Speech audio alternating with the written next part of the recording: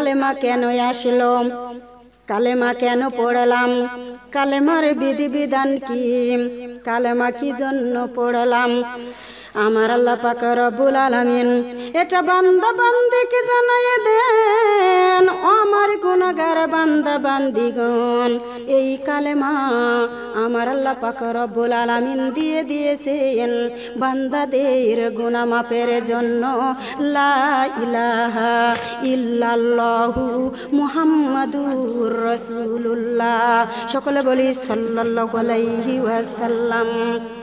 আমার আল্লাহ পাক রব্বুল আলামিন ডাক দিয়ে বলেছে, ওরে আমার বান্দারে, কালেমা যদি ঠিক মতো পড়ো, কালেমা যদি ঠিক মতো হয়, মাগো সারাদিন কারে গুনাহ আমার আল্লাহ মাফ করে দিবে। আমার আল্লাহ ডাক দিয়ে বলে, বন্ধুরে লা ইলাহা ইল্লাল্লাহ মুহাম্মাদুর রাসূলুল্লাহ। কত সুন্দর করে ডাক দিয়ে বলে, বন্ধুরে ও বন্ধু, তোমার নামে 12 অক্ষর, আমার নামে 12 অক্ষর। বন্ধুরে তোমার নামে কোনো নুকতা নাই, আমার নামে কোনো নুকতা নাই। ও বন্ধু, তুমিও ভেজাল মুক্ত, আমিও তো ভেজাল মুক্ত। সুবহানাল্লাহ কোন। কেন ভেজাল মুক্ত? রাতে দিলাম 12, দিনে দিলাম 12, 24 ঘন্টা। ও বন্ধু, তোমার গুনাহগার উম্মত স্বামীর সংসার করতে গিয়ে কত মিথ্যা কথা বলে, কত অন্যায় অত্যাচার কাজ করে। বলেন তো আমরা করি কি করি না? স্বামী না জানা হাঁড়ি কিনি, স্বামী না জানা সিটি কিনি, স্বামী না জানা অনেক কিছু করি কি করি না? অনেক কিছু করে থাকি। ও দরদ মা বোনেরা, আমার আল্লাহ পাক রব্বুল আলামিন ডাক দিয়ে বলেছে, বান্দারে ও আমার বান্দা বান্দিগণ, এই কালেমাটা যদি একবার লাগাইয়ে দেয়, 24 ঘন্টার গুনাহগুলি আমার আল্লাহ মাফ করে দেয়। জোরে কবেন না সুবহানাল্লাহ।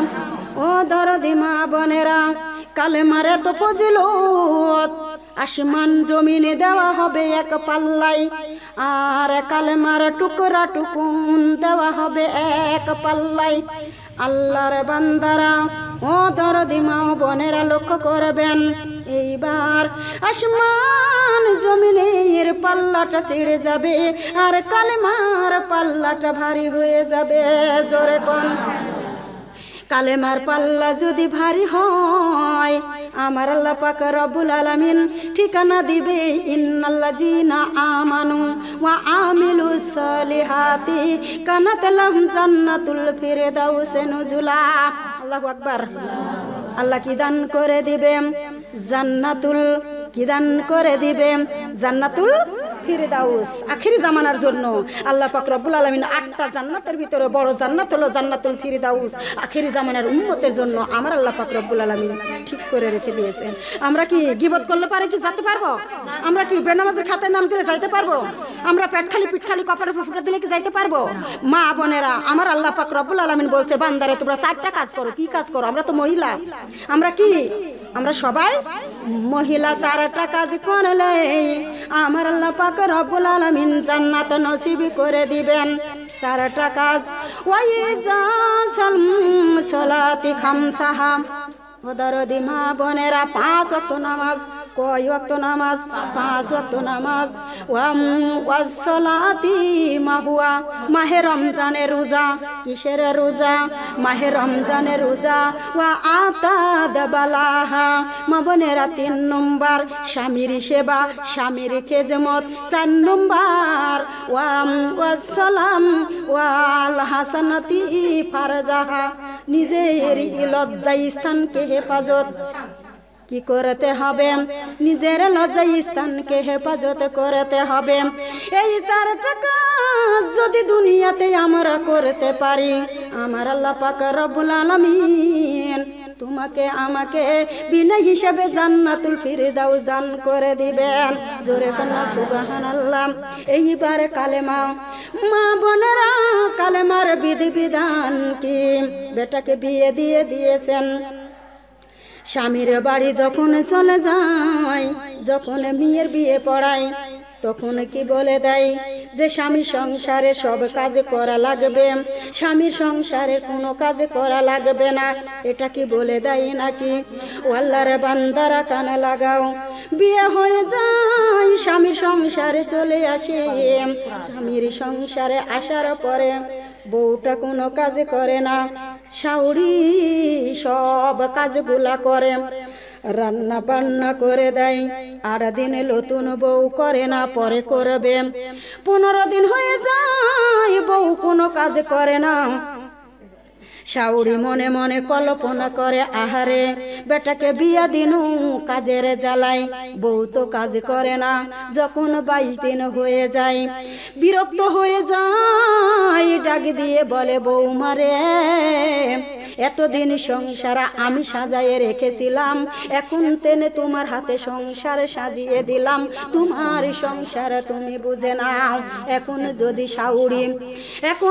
শাশুড়ি ডাক দিয়ে বলেছে, বেটার বউ যদি বলে না আমি আর স্বামী আমাকে বিবাহ করেছে, তোমার সংসারের কোনো কাজ করতে পারবো না, আমি সংসার দেখে স্বামী ধরে নয়, আমি স্বামী ধরেছি, আমি কোনো কাজ করব না। আপনারাই বলেন তো, শাশুড়ির মনে কষ্ট দিলেন কি দিলেন না? তাহলে কি কালেমার বিধিবিধান মানলেন? কালেমার বিধিবিধান মানলেন না।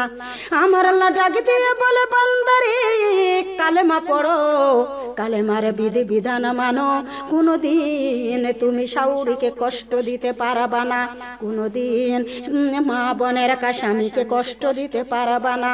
অনেক মানুষ আছে ডাক দিয়ে বলে, অমুকের বাড়ি বেটার বউ আর শাশুড়ির এত মিলে দেখলাম। মা বোনেরা হিংসা জেগে যায়, জাগে কি জাগে না? স্বামী স্ত্রী মিল দেখলেও হিংসা জাগে না? কারো ফ্ল্যাট বাড়ি দেখলে হিংসা জাগে। মা বোনেরা সোনার অহংকার দেখলে, অলংকার দেখলে হিংসা জাগে।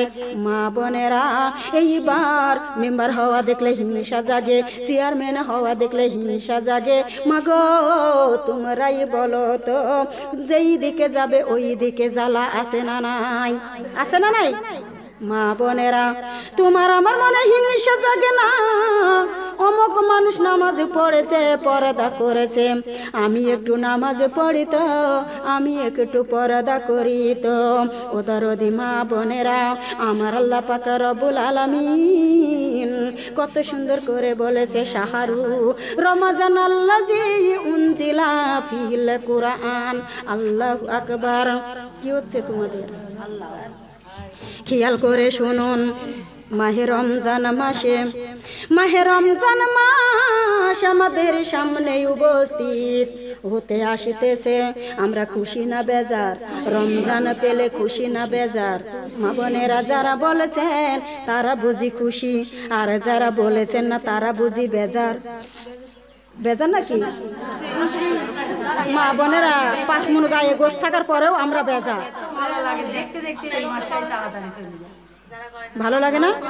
যারা এবাদত করে, এবাদত যারা করবে তার কাছে শর্টকাটে চলে যাবে।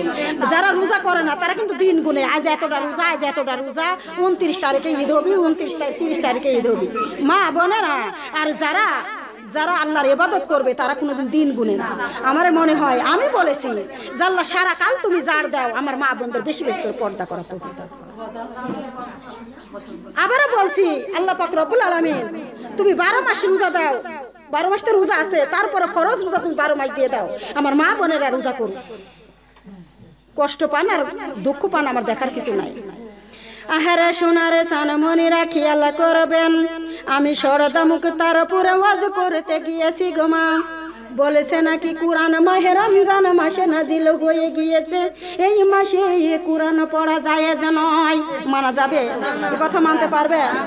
কুরআনে কি বলেছে? শাহরু রমজান আল্লাজি উনজিলা ফিল কুরআন। ওরে দুনিয়ার মানুষ, তোমরা কি জানো আমি মাহে রমজান মাসে কুরআন নাজিল হয়ে গিয়েছি। আবার কোরআনকে বলেছি, ওরে কোরআন ঠিক আছে, তুমি মাহে রমজান মাসে নাজিল হইলা, কিন্তু কোন রজনীতে কোন রাত্রিতে আসলাম? কোরআন আমাদের বলে দেয়, ইন্না আনজালনাহু ফি লাইলাতিল কদর ওয়া মা আদরাকা মা লাইলাতুল কদর, লাইলাতুল কদর খায়রুম মিন